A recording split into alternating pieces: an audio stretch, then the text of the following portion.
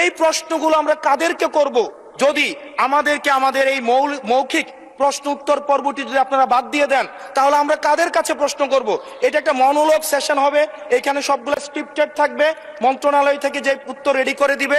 আপনি যে কোশ্চেনটা এনেছেন is very pertinent, very important. আমরাও চাই এই সংসদ প্রাণবন্ত থাকুন, এটা ফাংশনাল ডেমোক্রেসির জন্য এবং এটা ফাংশনাল পার্লামেন্টের জন্য।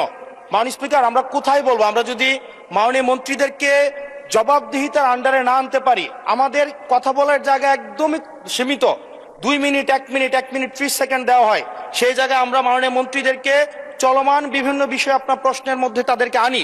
কিন্তু আমরা দেখেছি গত 2 সপ্তাহের সেশনে আমাদের এই যে তারকা চিহ্নিত প্রশ্নগুলো সংসদের কার্যপ্রণালীতে থাকলেও সেগুলো শুধুমাত্র টেবিলে দিয়ে দেওয়া হয়, যার ফলে আমরা মন্ত্রীদেরকে আমরা প্রশ্ন করতে পারি না।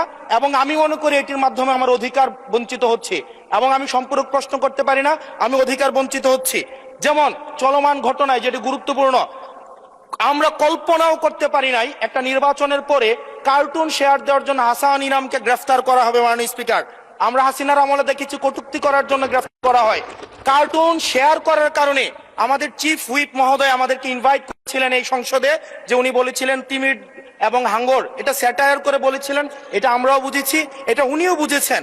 কিন্তু মাননীয় স্পিকার, দুঃখজনক বিষয় হচ্ছে যে এই কার্টুনটি শেয়ার করার কারণে আমাদের মাননীয় চিফ হুইপ মহোদয়ের এক কর্মী মামলা করেছে 25 ধারায়। যে মামলা 25 ধারায় যদি সংক্ষেপে বলি, আপনি মাননীয় স্পিকার, মাননীয় সদস্য, 1 মিনিট মাননীয় স্পিকার, আমরা এমনি সুযোগ পাই না, সুযোগ দেওয়া হয় না। ঠিক আছে, আমরা কবে ট্রেজারি ব্রাঞ্চে যাব, 45 মিনিট ধরে কথা বলবো, অবশ্যই বলবো, অবশ্যই ইনশাআল্লাহ। মাননীয় সদস্য, আপনি একটু শেষ করুন দয়া করে। জাস্ট 1 মিনিট মাননীয় স্পিকার।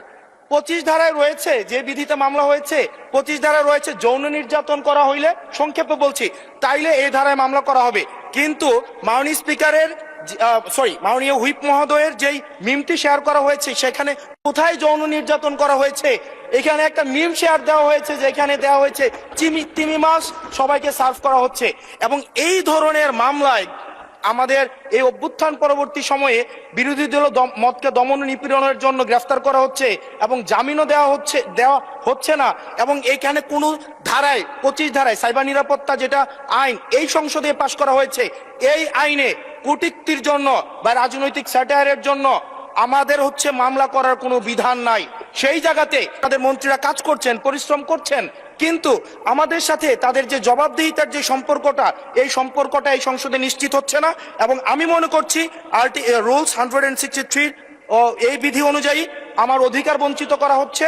এবং অতি সত্বর এই যে মৌখিক উত্তরদানের যে কর্মসূচিটি রয়েছে, সেটি রুলস অফ প্রসিজারে অন্তর্ভুক্ত করা হোক, যাতে করে আমাদের মাননীয় মন্ত্রীদেরকে আমরা জবাবদিহিতার আন্ডারে আমরা আনতে পারি। ধন্যবাদ মাননীয় স্পিকার। ধন্যবাদ মাননীয় সদস্য।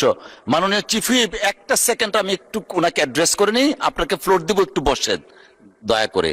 মাননীয় সদস্য, আপনি নিশ্চয়ই জেনে এসছেন 163 and 164 এই রুলসের আন্ডারে আপনার যদি কোনো কোয়েশ্চেন অফ প্রিভিলেজেস থাকে, সেটা আপনাকে একটা নোটিশ প্রদান করতে হয়। আমি শেষ করি, একটা নোটিশ দিতে হয়, সেটা 2 ঘন্টা পূর্বে। তো আমি হয়তো বা 2 ঘন্টাটা কন্ডন করতে পারি, but notice is a must.